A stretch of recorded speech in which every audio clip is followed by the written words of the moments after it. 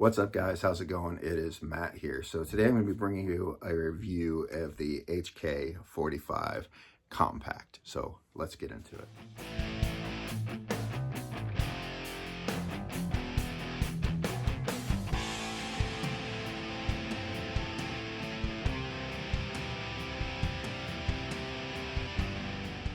Every gun owner out there has had that one unicorn, I guess you could say, if you want to call it the one unicorn. We've always had all that one pistol that we've all wanted for years that you've put off, or like, oh, I can't afford it, maybe I'll get it next year or something like that. Well, for me, that unicorn has always been this guy right here. That's the Heckler and Koch 45 Compact.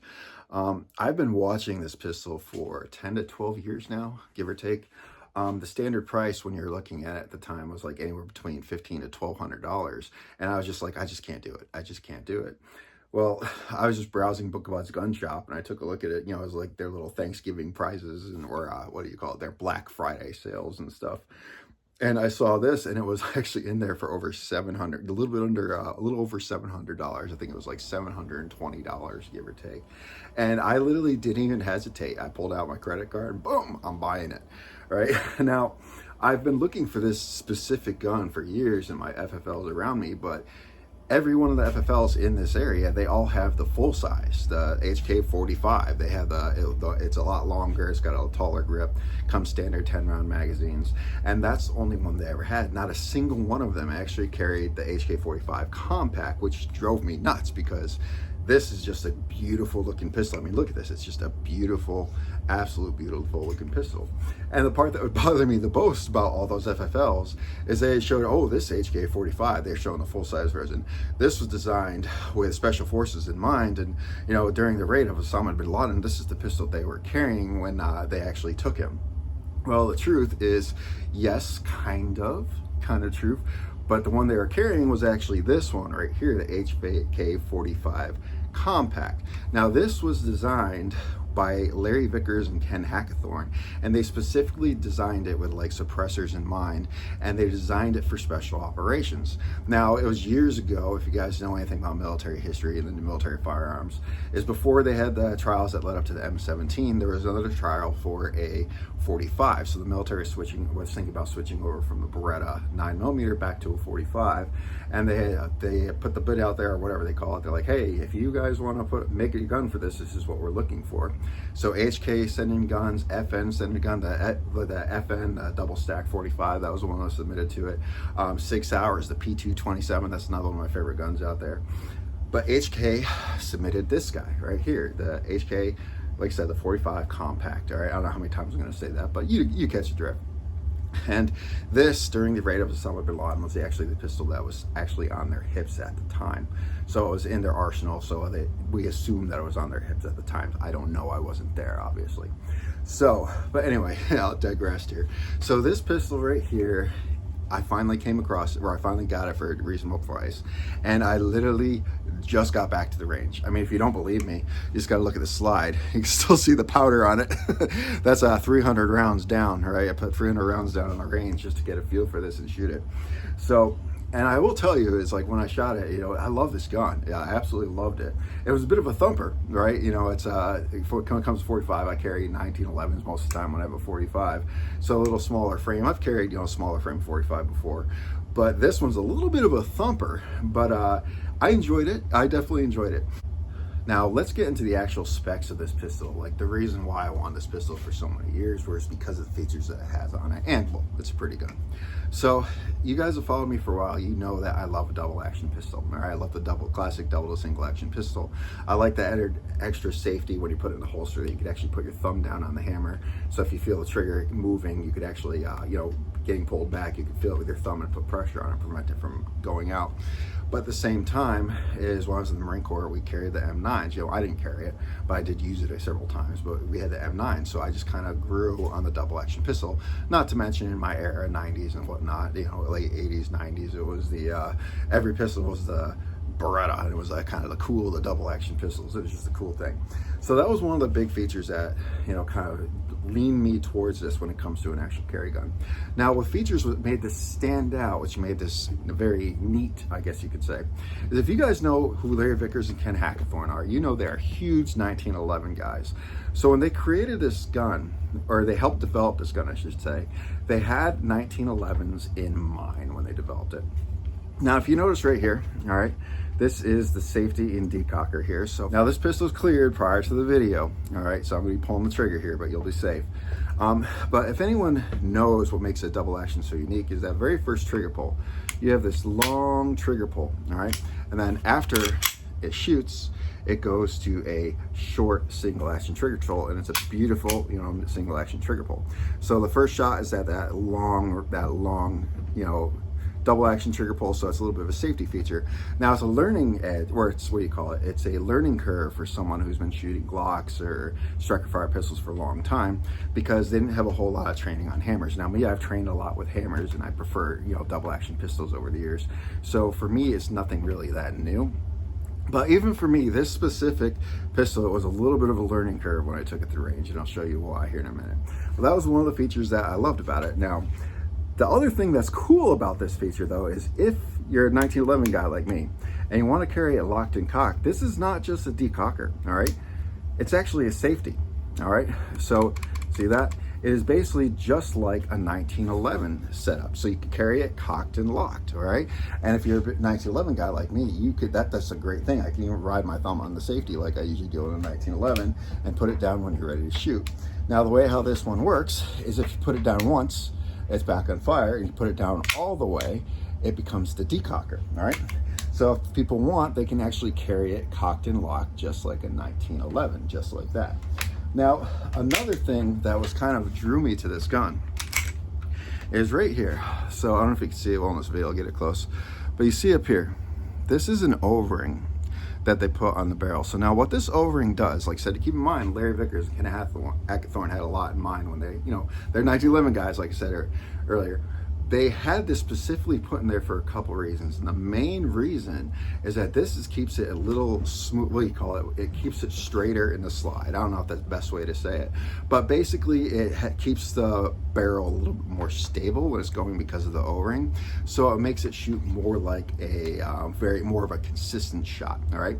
Now, I don't know what that does with suppressors wise. I mean, this comes with a tactical model, which is a threaded barrel and stuff like that. I can't get it in my state. I don't know if that changes the dynamics of it, how it shoots, but I know what this does is basically makes it stay tight in the barrel, kind of like a 1911, so it's a very accurate gun. Now, what's also unique about this is they say it has like a, HK says it has like a recoil system in it, all right, like a specialized recoil system in it. And I'll show you that real quick. So hold on, let me get this pulled apart here for you, if I can get my fingers on it. All right. Now, if you take a look at the recoil spring, all right, right here. So you have the flat rings on it, right? The flat rings, so that helps a little bit with the recoil a lot, but it also has like a little buffer here. It's all nasty and carboned up, but that's okay. There's a little buffer here, so it actually helps with the recoil. Now, I don't know the specifics of it, but actually like, I'm not a gunsmith, but actually in the grip, all right, there's a spring system in there. So I don't know if that mixed with this helps with the recoil, but it definitely reduces the recoil. So there's as much flip as this pistol, but it's a thumper. Like I said, when I mean a thumper, it kind of pushes back to you. So I don't know how that, I think that's how it helps with the recoil. Now let me put this back together here real quick, and I'll show you a couple more things. Very simple to field strip. Kind of important for field stripping when you want to have a military style pistol, right? Especially once getting in the field, you want to be able to clean it in the field. All right, so we are back together here.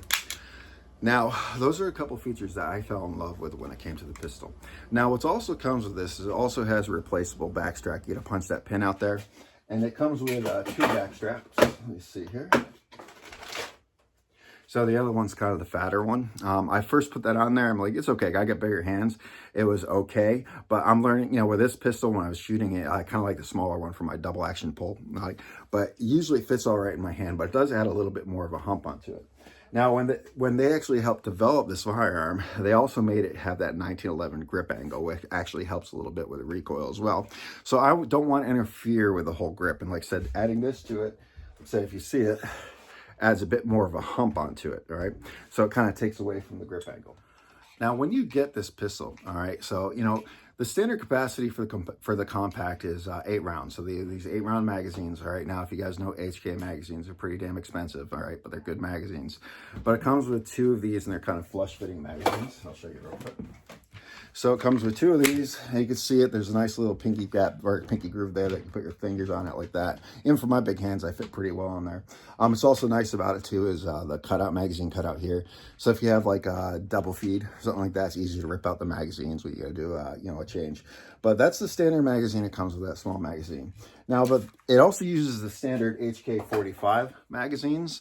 But one thing that they actually developed for it too is they developed these magazines right here. So now these are 10 rounders, all right? Now the standard one has 10 rounds.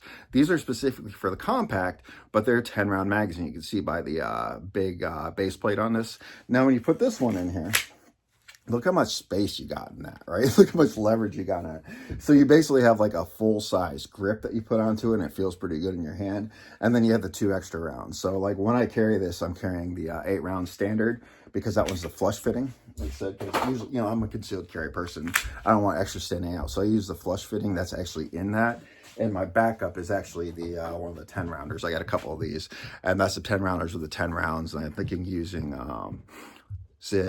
Golden Saber, I believe is the rounds I'm using, and I have those loaded with these.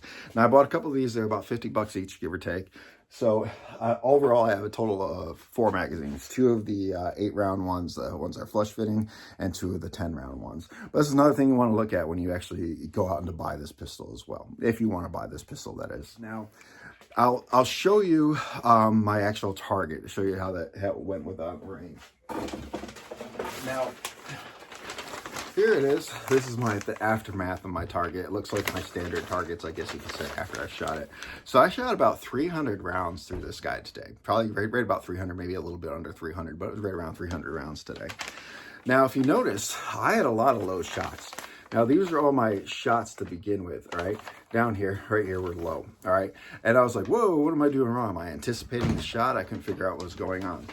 So the biggest learning curve that I had for the HK is, now I'm used to double action pistols, all right? I love my double action pistols. Like right here, I've showed you this one before.